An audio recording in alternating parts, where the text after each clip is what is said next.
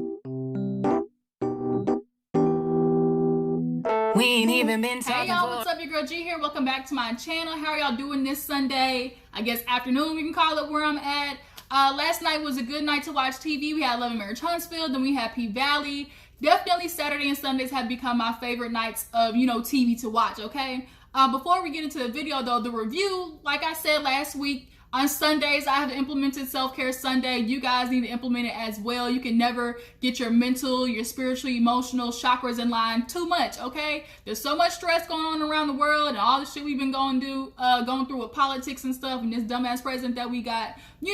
Sometimes you just got to clear the soul, get all the chakras and all the Shamanahaya in order, okay? So last week, I got me like a little lavender stick, I like this, so I think that's what I'm going to use again today. So let me, light this incense real quick so we can get the mood right and all the the ambiance together before we get into this review, so I can get my mental space checked and cleared so we can get into this mess.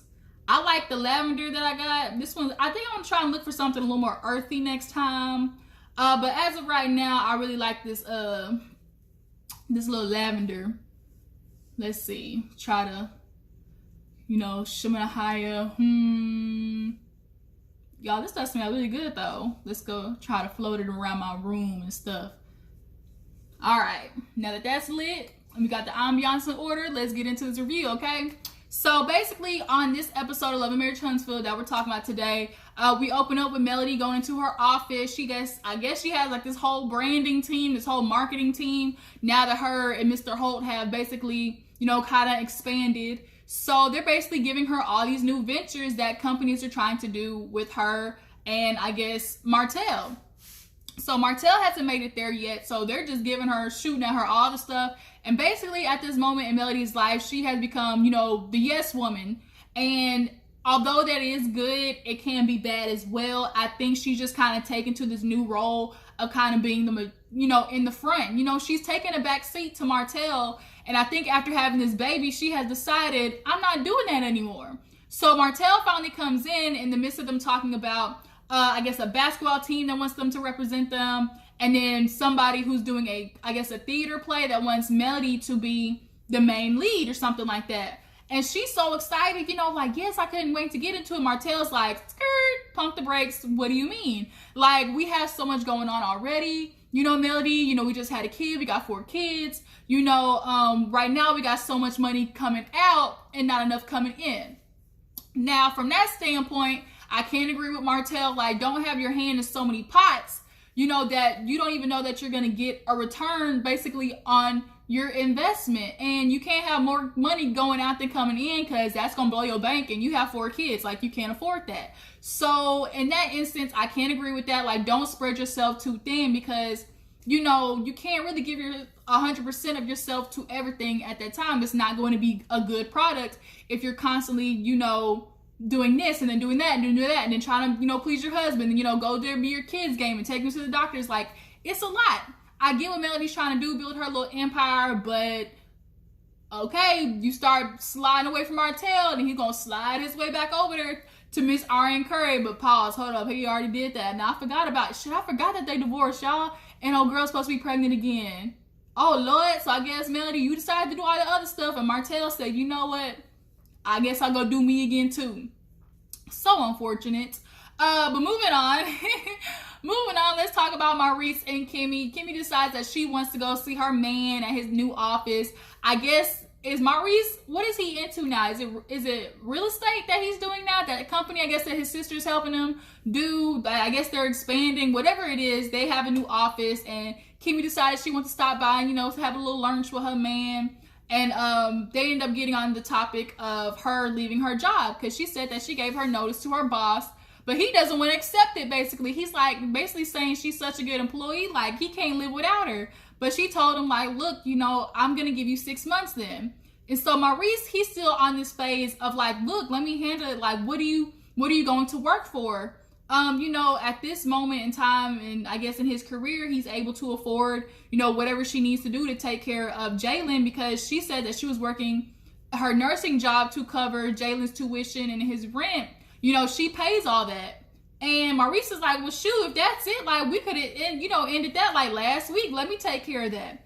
But for Kimmi, I think it's just like, she's like, Jalen's been my responsibility, for 20-something years. Like, I told myself, like, I was going to put him through college and, pay for that. She had to tell Maurice, like, that's not your responsibility. And for him, he sees it as, that's Jalen, that, okay, that's your son. Like, he's my family, too. Like, basically, he's the father figure or the male role model in Jalen's life. So why wouldn't he help her take care of it? But I think also, too, this is just a self goal for Kimmi. You can just tell that she wants to be able to have that under her belt. Like I did it. Like, without his daddy, like, I put that boy through college. I paid for his rent. Like, that's going to be an accomplishment for Kimmi to know that she worked hard and put her son through college. And I think that's really what she's trying to achieve, but Maurice isn't really seeing it, because he explained to her, it's like, look, you come home, you always talking about how tired you are, and sometimes your job is just getting on your nerves and everything. So he's watching her complain about it,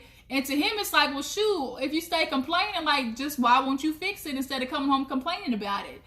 So I get that from Maurice's from his aspect, but ultimately I think it's just Kimmi wants to know that she set out to do what she did. Plus, she's like, I gave him my word 6 months, like, my word is bond. And I can respect that about Kimmi too. Because you can tell when she says she's gonna do something for you, like, she's gonna do it.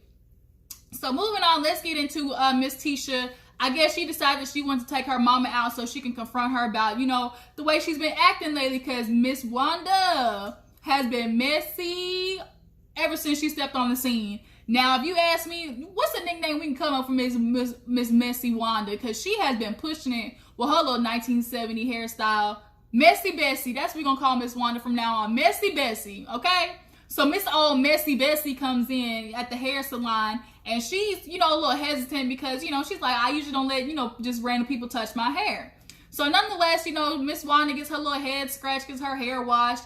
Look, now, down here in the South, we don't really have like too many like, salons that can handle black hair. But I go up to New York to see my dad, often. And up there, man, when I tell you, they be getting to the roots of your hair. They even use the comb and like scrape your edges, and use your comb to part it and get in between. Y'all, that shit feels so good. And they just be massaging and your scalp. Y'all, I swear, if you ever want to really get your hair done, go to a Dominican hair shop in New York. I'm telling you, that will get you right. And for the low $35. You go to these little bougie white salons, you're going to pay at least $200 for bare minimum hairstylage. But as she's getting her hair done, Tisha's basically on the tell, like, Mom, you're doing too much. Like, you came after Kimmi, at her, at the dinner that we had. Like, what is going on with you? Miss Wanda is still determined to try and paint Kimmi out as, oh, she's shady, she's over there with Mel, and, she's just trying to vie for, Mel's attention and be a part of her. Like, she's just super shady. I can tell a shady friend when I see one. And it's like, Miss Wanda, like, you really don't have anything against Kimmi. Like, the only thing that you have really said that was a problem that Kimmi did was the fact that she basically admitted to talking shit about Mel with Tisha. Like, that's it. Like, can y'all drop down in the comments and tell me anything shady or messy that Kimmi has done? Because I haven't seen it. Like, Kimmi has, I think, done very well with staying, level-headed, objective, and, really seeing the situations for what it is. And Miss Wanda to sit there and be like, oh, she's trying to buy Mel. She's trying to buy Mel. How? We haven't seen her purchase anything from the Holts or, like, I'm just confused, Miss Wanda. Like, I need you to find a new hobby, because getting in your daughter's business and basically making it a lot worse because she is stirring the pot, like, that's not good. And then, she talks about the podcast and was like, look, the Mommy Business podcast was not meant for all that, because last time, shit went left because Miss Wanda went and took it on to why, she got kicked out of the event, and how dare she do something like that. And first of all, Miss Wanda, Tisha shouldn't have showed up. She wasn't invited. It was invitation only. So, like Melody said, she got the gift of excursion. Now, was it petty and was it a lot? Hell yes. But it wouldn't happen had Tisha not shown up to a private event. Okay? But she's like, you my daughter. Whatever hurts you, hurts me. And it's like, okay, that logic is good up until like 18, 21, in the early 20s. After that, I'm sorry, Miss Wanda. Tisha can handle that shit on her own. She's grown. Like, let her handle her own business. And that causes ultimately Tisha to be, you know, complacent and quiet. And you see exactly what happened at, you know, their house. Miss Wanda's going at Kimmi's throat, and there's Tisha just sitting there, like, looking like this, like, real quiet. And, you know, that's always what happens when Miss Wanda starts piping up, you know, yapping them gums. You know, Tisha, you gotta do better with checking her mom. And I'm glad she finally said something, because she was doing too much coming after Kimmi at that house. Like Kimmi said, reel that shit back, okay? Reel it back, because I don't know what hyped you up or who put a battery in your back, but it's time to cut that shit out, Miss Wanda. Miss Messy Bessie. So after that, we see, who is it? Jalen? Yeah, Jalen is his name. Jalen and Kimmi talk because he's back home. He graduated. She's super proud that he got that done. And, you know, they're talking about what's the next step. Now, he said he wants to do project management. And, you know, he thought he would have been working for Marceau. But Marceau said he doesn't have any experience, like, you know, to do that. And I'm kind of confused. I'm like, Marceau, you couldn't give him anything? I mean, not that it's your job, but, like, you telling me there couldn't be anything he did to work for you, to shadow for you, like nothing? I mean, he doesn't have any experience. I just think as, you know, fam, or just, you know, a close family member, you just would have been able to be that dude to help him get his first type of experience, because you wouldn't want him going to anybody else and getting screwed over. Granted, you know, like Kimmi said, 9 times out of 10, when you shadow somebody to become an assistant, it's not going to be a lot of money, but you're getting the experience that you need. So Jalen probably should do that and then still have like a little side job, you know, collecting, you know, money so he can save up to, you know, to get his own place. Cause she told him like, okay, where are you staying? And he's like, well, you know, I was thinking like, you know, stay here for about a year. So she's like, you know, okay, we can work with that, but definitely rent will be paid, some type of bills, because, you know, he's been having it kind of plush living with Kimmi paying for everything and basically take care of all of his responsibilities. Like, you can't raise no deadbeat man, Kimmi, don't do it. That's a very dangerous thing to do. So after that, we see Melody go visit, I guess that little playwright or something like that. She was very quirky and a little bit out of there, okay? You can tell that, you know, she's like some Erykah Badu thinking woman on her free time. So Mel's asking questions about the play, and basically it's about how, you know, some real salaciousness, like in the church, with this woman. You know, she basically went, you know, the stereotypical route, which was, you know, go to college, you know, become a mom, pop out 3 babies in 6 years, become married. And I guess her husband's a pastor, and secret comes out that the pastor was messing around in the musical, you know, congregation, the choir, and it's a man. And, you know, she's like, you know, you can relate to it because, you know, your stuff was on social media and you had, you know, you were strong for putting it out there. And she's like, she kind of caught me off guard when she was like, girl, it's not just you telling your story. It's your destiny to deliver this message. I said, bitch, you trying to tell us a destiny for her to, like, get cheated on and, you know, tell the world how to, you know, overcome from it? I don't think that's a compliment, like, at all. I get what she was trying to say, but bitch, don't tell me my destiny is to get cheated on and deliver the message of how to get over it. Like, don't curse me with that.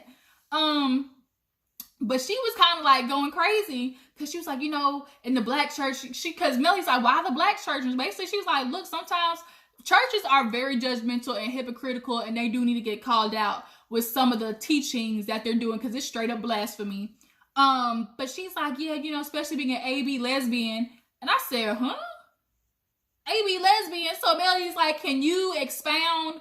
And she's like, basically, I'm asexual, because she's not really sexually active like that. She doesn't get sexually attracted to people, but she's bisexual, which means like she can, you know, be in conversation with men. From my understanding, she's saying like, you know, I can hang out with a dude, I can, you know, get comfortable with a dude, I can, you know, have fun with a dude, but I still don't want his penis inside me.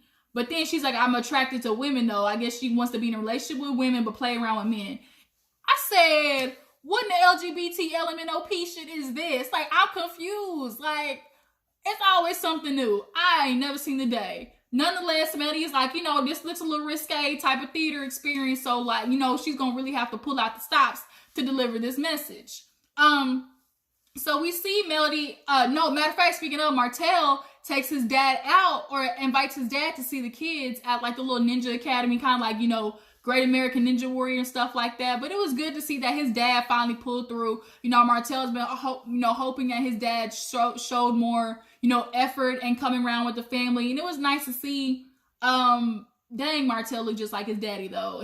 That's his son. And Martel's son looks just like him. It's crazy.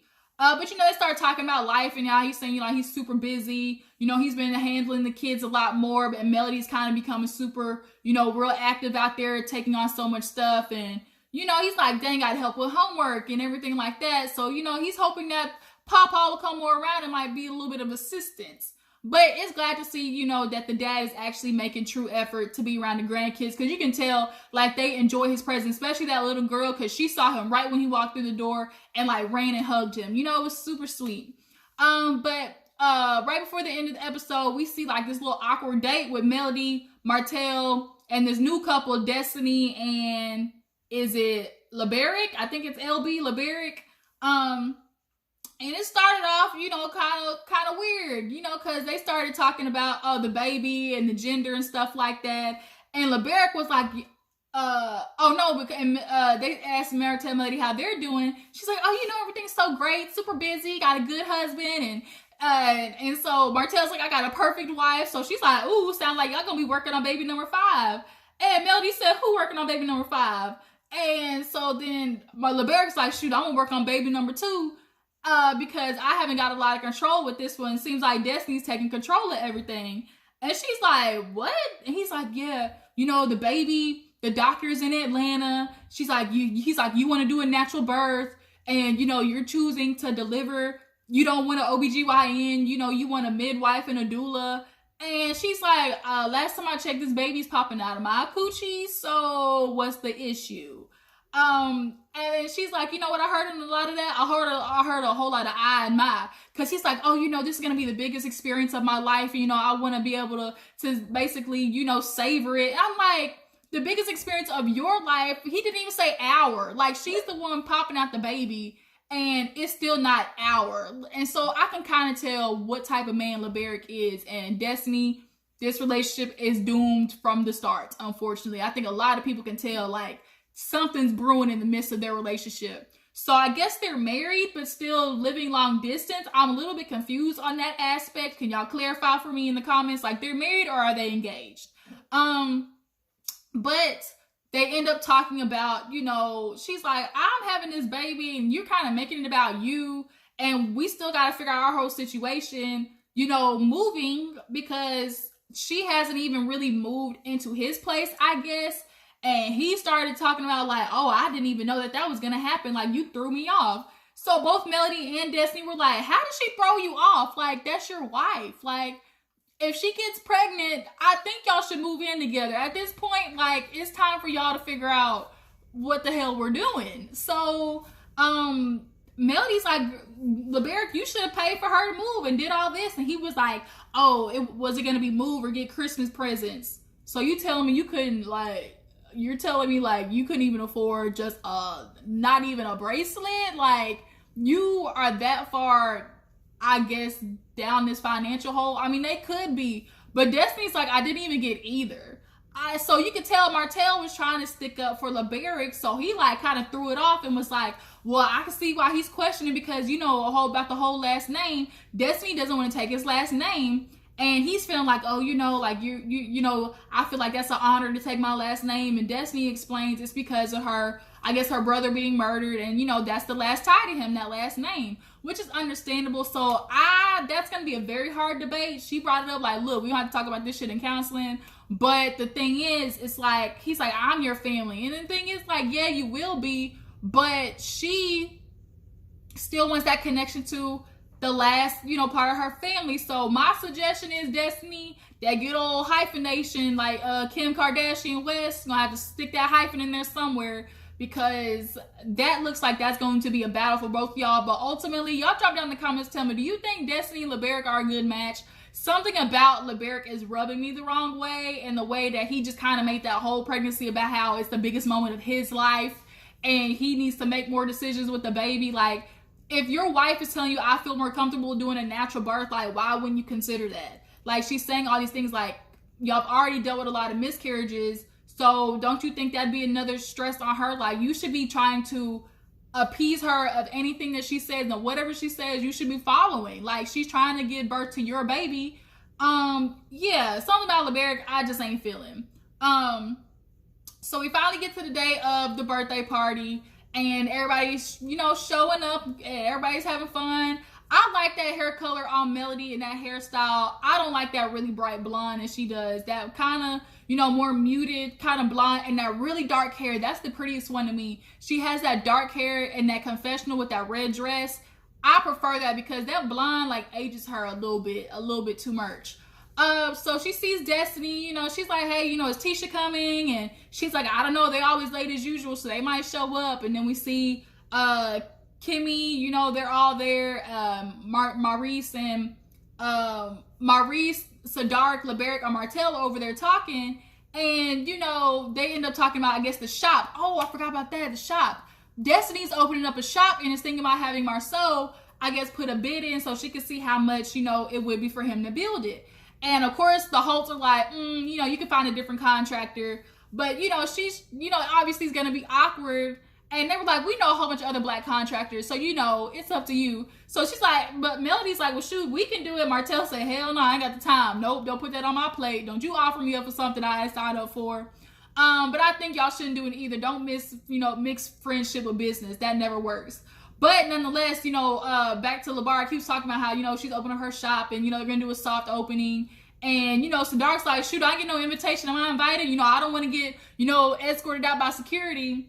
And so everybody started laughing, obviously. And Maurice was like, Martel, like, you tell me you couldn't do anything about that? And Martel was like, you know, I was going to, but, you know, Melody and Tisha don't really have a good relationship like that. And, you know, I was going to say something, but, you know, when Melody was like, you know, I'm going to get security, he was like, oh, you know, oh my God. And it's like Martel was being so bitch made in that time. It's like, you watched her get security and you was rooting her on like, oh, you know, go do it. You know, I can't believe she's going to do it. But at the same time, like, ooh, this is going to be messy watching this. I can't wait to see Tisha get kicked out. He was very much acting real bitch made, if you ask me. And then Maurice was like, and then he had the nerve to be mad at Kimmi for leaving. And Maurice threw it back at him like, wouldn't you leave? Like, if I got kicked out or you got kicked out, like, we roll it out together. And I can respect that because Sadark was like, look, if I go to anything with you, I'm leaving. And you see Martel didn't answer because he knew that that's the truth. Had you gone somewhere with somebody, like, you don't roll in with your friend and then have your friend roll out by themselves. Like, that's just not what a real friend does. And Martel and Melody keep holding this fact that Kimmi keeps not necessarily choosing Tisha, but in a situation, she's showing that she's still supporting Tisha. Because at the end of the day, that's her family. Because if the roles were reversed and, you know, Kimmi was technically y'all's family, y'all would expect her to roll with y'all, be y'all's road dog, y'all's ride or die. So, like, don't make it seem like she's being shady by, you know, supporting Tisha.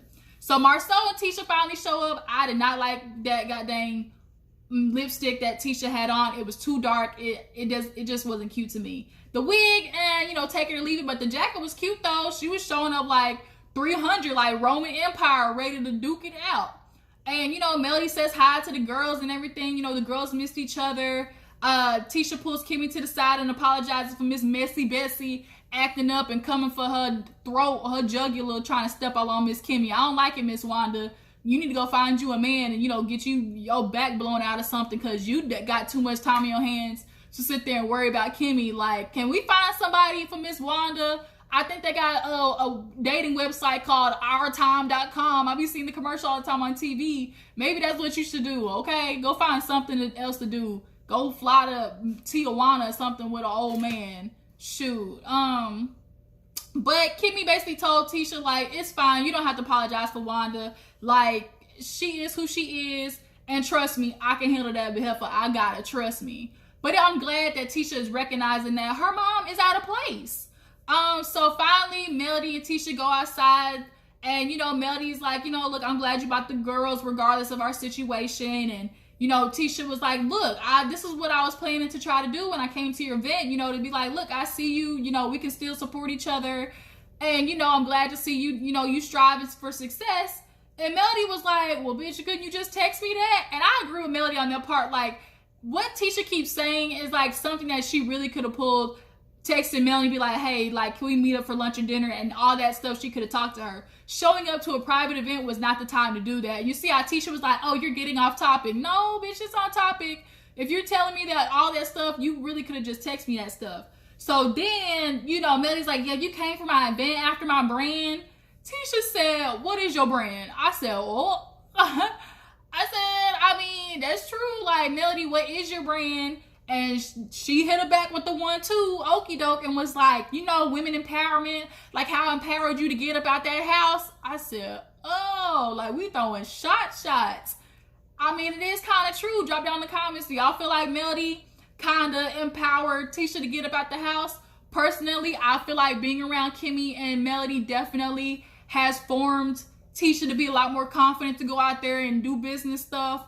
But yeah, these two heifers, it went left real quick, fast, in a hurry. So that was the episode, you guys. Tell me what you think about it. How do you feel about what's going on with Miss Wanda and her being in everybody's business? Do you feel like Marceau should have said hi to Martel? Because those two idiots were going back and forth talking about he should have said hi to me. And Martel was like, Marceau should have said hi to me, you know, especially since I paid for the party. What in the ever-loving hell did you paying for the party have to do with Marceau saying hi to you, Martel? Like, you didn't even like him in the first place. Like, you're expecting somebody to come talk to you that you don't even fuck with. I'm confused. Yeah, the hypocrisy. But, yeah, you drop down in the comments. Let me know how you feel about, you know, Love Marriage Huntsville this season. I will see you guys in the next video. Make sure you like this video, subscribe to my channel, and I'll check you guys later. Deuces.